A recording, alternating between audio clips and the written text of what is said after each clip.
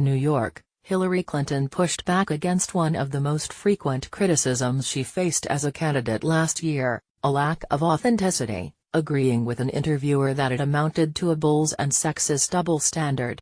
Her comments came on an episode of Call Your Girlfriend, a podcast popular with millennial women, released Friday. One of the things we talk about on the show a lot is how authenticity can really be a bull's concept when it comes to women, you know, and the double standards, said Aminatou Sow, who co-hosts the podcast with journalist Ann Friedman. Amen.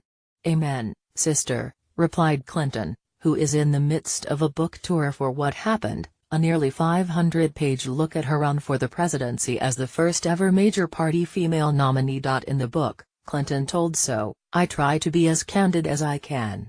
And some reviewers have said, oh, her guard is down and, you know, she's pulled the curtains back and we get a behind-the-scenes look, all of which is great. If it helps people understand two things, I have been a pretty consistent person my entire life, and I have been an advocate and an activist and then later came to politics. But through it all I've talked about the same things: women, children, families, fairness, justice, our democracy, and I have tried to be as clear as I could, but, as I write, I was always taken aback because interviewers would always ask, why are you really running for president?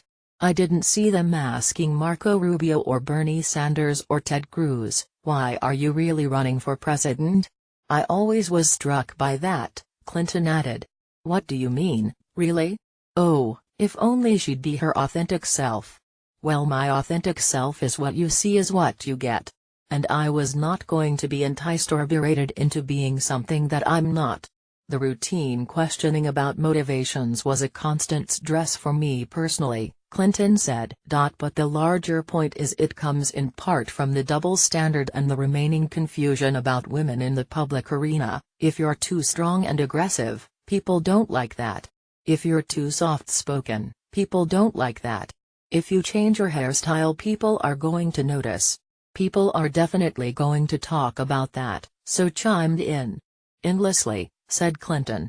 And the list goes on. There's still a lot of remaining discomfort with the idea of a woman president. Clinton said she hoped her book would reach younger women who might not have had her back during her bid for the White House. A lot of young women were reported during the campaign as saying, well, I just don't think this women stuff is important anymore. I'm not a feminist. I'm myself. I don't think there's inequality. And actually, the older you get and the more you run into life's obstacles and the challenges of balancing, family and work and all the rest of it, the more you understand what's at stake, she said. So I hope more young women will read this and reflect, and maybe talk about it with their girlfriends. They also talked about the topic of anger, with Sow expressing the view that some wonder why she isn't angrier. Clinton explained that she is angry, but that ultimately she finds anger inadequate to what Democrats are facing.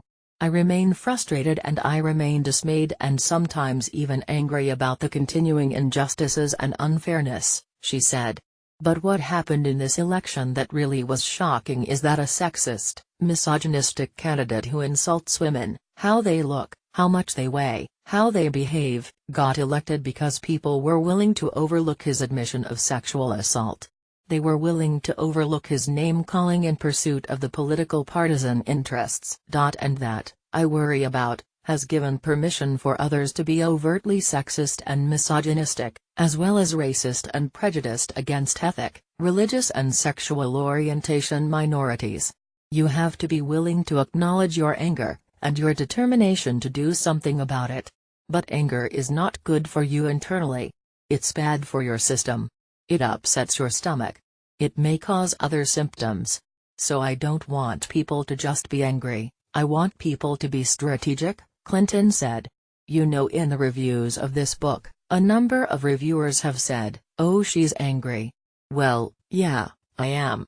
I am angry.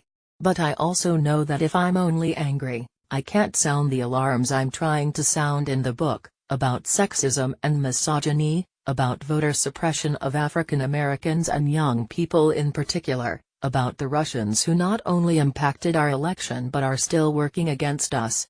So I have a list of things that make me really angry that I'm trying to be strategic in addressing. That's why she started the group Onward Together to provide funding to grassroots anti-Trump resistance groups and groups working toward flipping Congress in 2018, she said.